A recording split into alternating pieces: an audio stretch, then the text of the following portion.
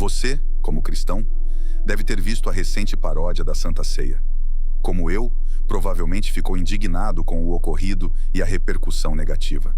Quero mostrar que isso é mais sério do que parece à primeira vista e se conecta profundamente com temas do Apocalipse, incluindo a figura do Anticristo, a marca da besta e a própria besta em si.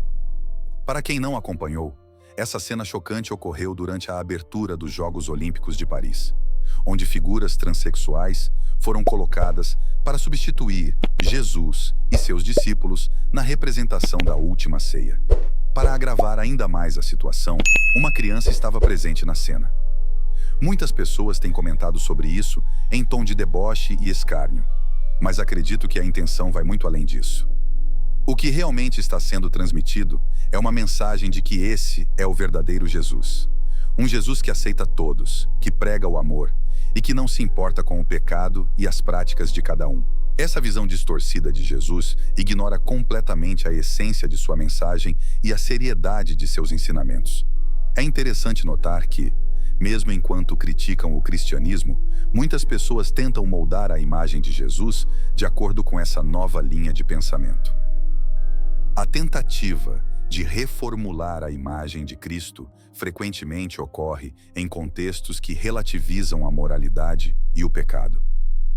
As pessoas estão em busca de um Jesus que se adapte aos seus próprios desejos e estilos de vida, em vez de se submeterem à sua palavra. Essa abordagem ignora passagens fundamentais das Escrituras, como Romanos, capítulo 3, versículo 23, que nos lembra que todos pecaram e carecem da glória de Deus. A verdadeira mensagem do Evangelho não é sobre aceitação incondicional sem arrependimento, mas sobre transformação e redenção. Paulo, em sua carta aos Romanos, destaca a dura realidade do pecado e a necessidade urgente de arrependimento e de buscar uma vida que glorifique a Deus. Quando moldam Jesus à sua própria imagem, as pessoas se esquecem da profundidade e do verdadeiro significado de seguir a Cristo. A verdadeira fé exige humildade e a disposição de abrir mão de desejos pessoais em favor de um relacionamento autêntico e genuíno com Deus. Isso implica reconhecer que, embora Deus nos ame incondicionalmente, Ele também nos chama a uma vida de santidade e obediência. A mensagem de Paulo é clara. A salvação vem através do arrependimento e da transformação de vida, não pela aceitação cega das práticas pecaminosas. Agora, vamos nos aprofundar um pouco mais na escatologia e no livro do Apocalipse. Em Apocalipse, capítulo 13, a figura da besta é apresentada. E é crucial que você compreenda uma coisa. A besta representa um governo global do fim dos tempos, que será estabelecido pelo Anticristo. Este governo será marcado pela oposição aberta a Deus e pela perseguição implacável aos verdadeiros cristãos. Este tipo de governo terá como característica a perseguição aos cristãos, conforme está escrito em Apocalipse, capítulo 13, versículo 7.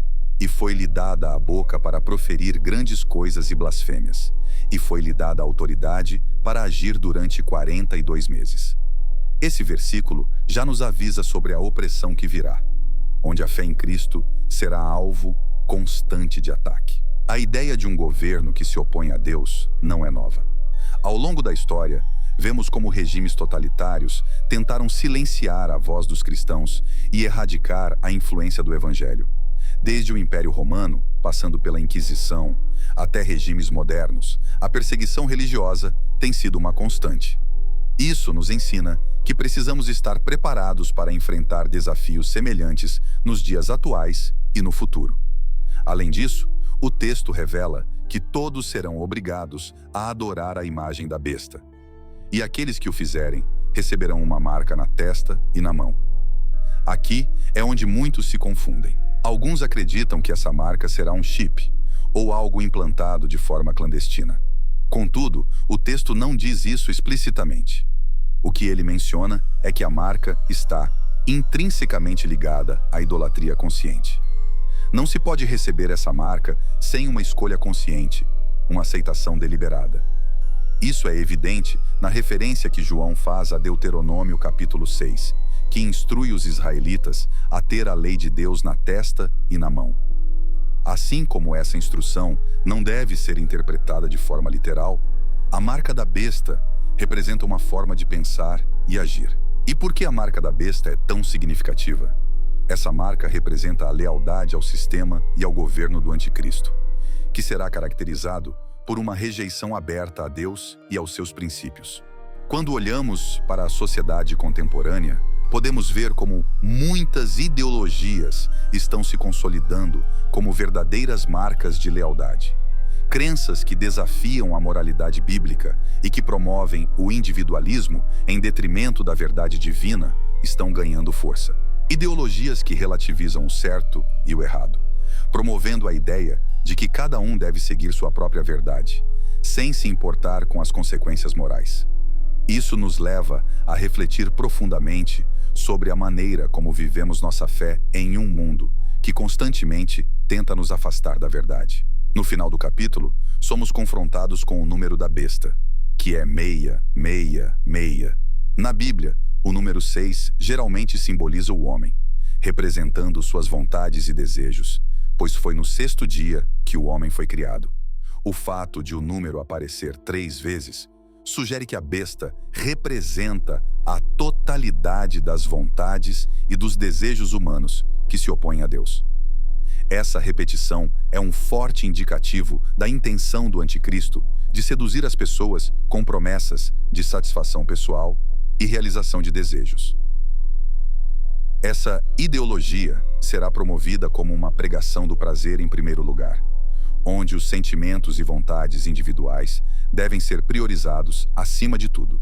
A sociedade atual já está vendo os efeitos disso. Em um mundo que cada vez mais valoriza a autoexpressão e a satisfação imediata, as pessoas são levadas a acreditar que suas vontades devem ser saciadas a qualquer custo. Esse pensamento se infiltra em todas as áreas da vida, da moralidade à sexualidade, e cria um ambiente em que o pecado é não apenas tolerado, mas também incentivado. Se a Bíblia disser algo contrário ao que eu desejo, então, segundo essa visão, a Bíblia está errada. O anticristo e a besta não virão pregando um regime de opressão explícita, mas sim promovendo um falso amor e uma aceitação do pecado como uma forma de vida. Por exemplo, se alguém deseja trair o cônjuge, essa pessoa poderá argumentar que ninguém deve criticar sua vontade. Essa pessoa buscará fatos que justifiquem sua traição. No mesmo sentido, se alguém busca a pornografia, não haverá espaço para julgamentos, porque essa é a sua vontade. Para esta pessoa, ela não estará fazendo mal algum. Assim, essa forma de amor libertador pode parecer atraente, mas na realidade, ela aprisiona as pessoas em um ciclo de pecado e insatisfação. Em vez de encontrar verdadeira liberdade e satisfação em Cristo, elas acabam se afastando da verdadeira essência do amor de Deus, que inclui arrependimento, restauração e uma nova vida. Portanto, essa dinâmica de autoexpressão descontrolada e de aceitação do pecado não só distorce a imagem de Deus, mas também impede que as pessoas experimentem a verdadeira paz e alegria que vem de uma vida em conformidade com a sua vontade. A manipulação do amor e da aceitação para justificar práticas contrárias à vontade de Deus é uma estratégia astuta do inimigo.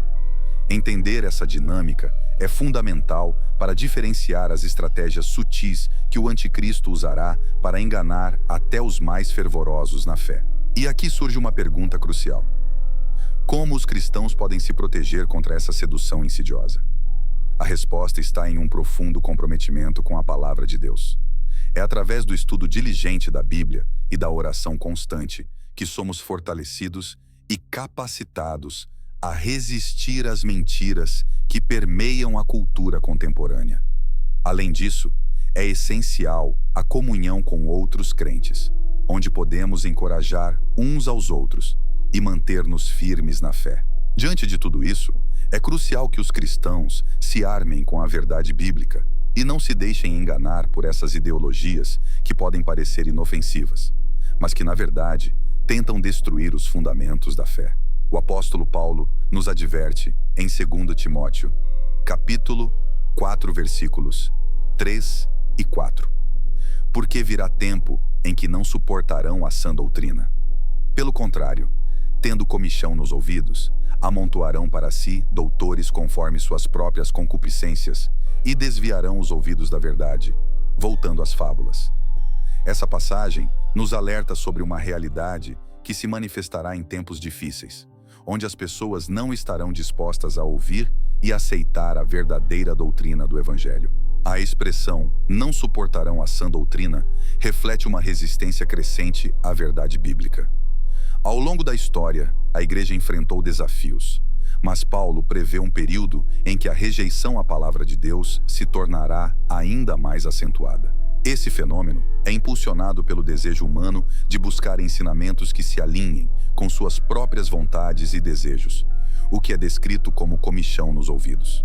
Essa imagem sugere uma inquietação e um desejo de ouvir mensagens que agradam, ao invés de confrontar as duras realidades do pecado e a necessidade de arrependimento.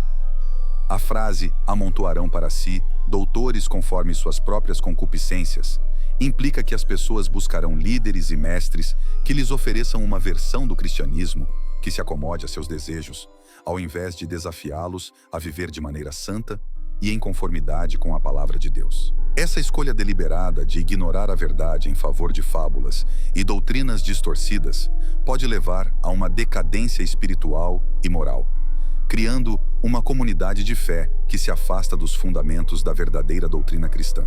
O resultado dessa rejeição da verdade é claro: desviarão os ouvidos da verdade, voltando às fábulas.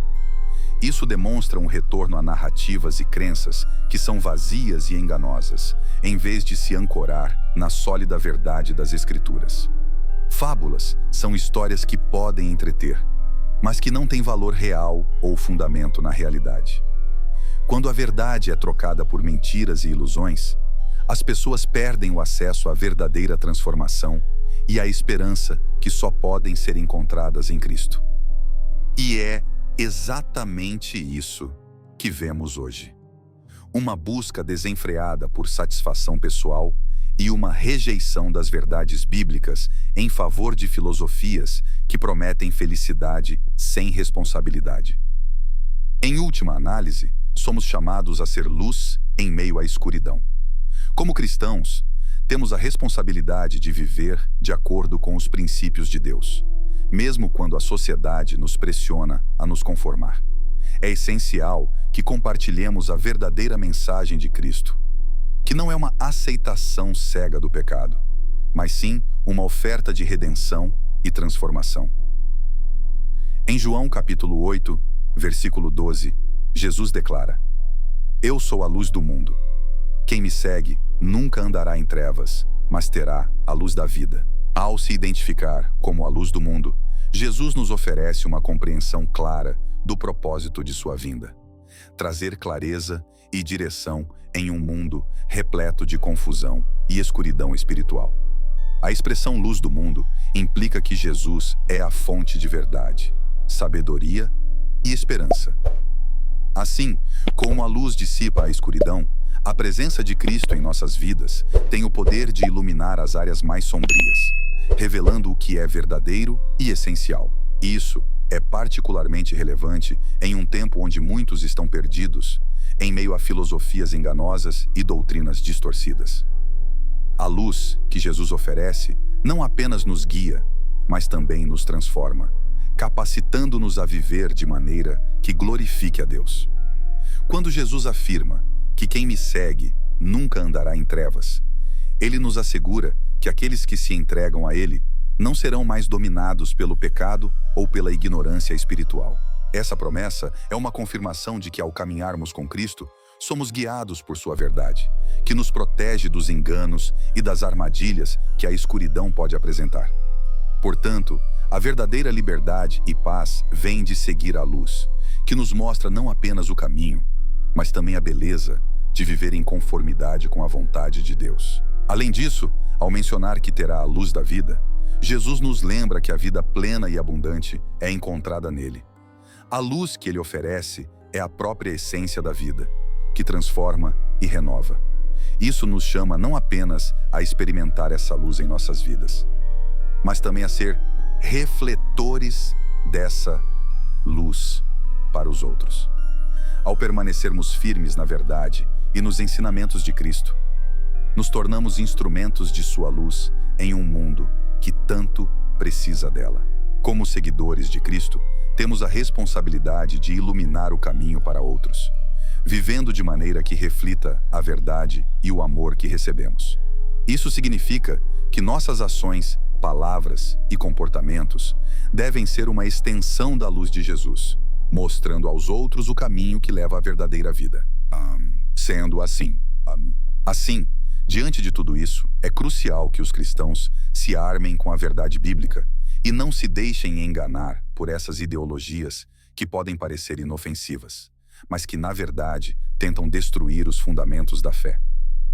É nosso dever permanecer firmes, refletindo sobre as Escrituras e buscando uma relação genuína com Deus, que nos guia por meio de sua palavra e nos dá discernimento nos tempos difíceis. Se essa mensagem fez sentido para você, peço que deixe um comentário. De verdade, quero saber a sua opinião sobre o assunto. Tem interesse em aprender a Bíblia desde Gênesis até Apocalipse de forma extremamente fácil e prática? Confira o primeiro link fixado nos comentários para mais informações. Para ajudar no crescimento do nosso canal, veja no primeiro link fixado nos comentários um crucifixo muito bonito e barato, e para quem gosta, uma Bíblia de capa dura que usamos nas nossas leituras para o conteúdo do canal. Muito obrigado por assistir o vídeo até aqui, fiquem com Deus e até o próximo vídeo.